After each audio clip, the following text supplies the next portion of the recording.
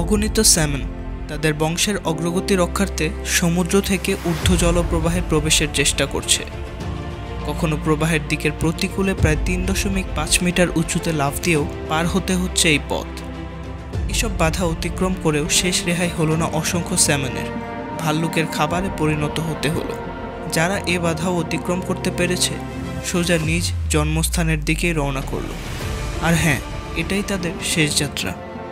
পুরোটা শক্তি যেন শেষ নিজ জন্মস্থানে পাড়ি জমাতে। তাদের বিশেষ একটি বৈশিষ্ট্য, যেখানে জন্মেছে ঠিক সেই স্থানেই ডিম পাড়ে। ডিমগুলো যথাযথভাবে পুষ্টি পাবে এই মিঠা ও স্বচ্ছ পানি থেকে।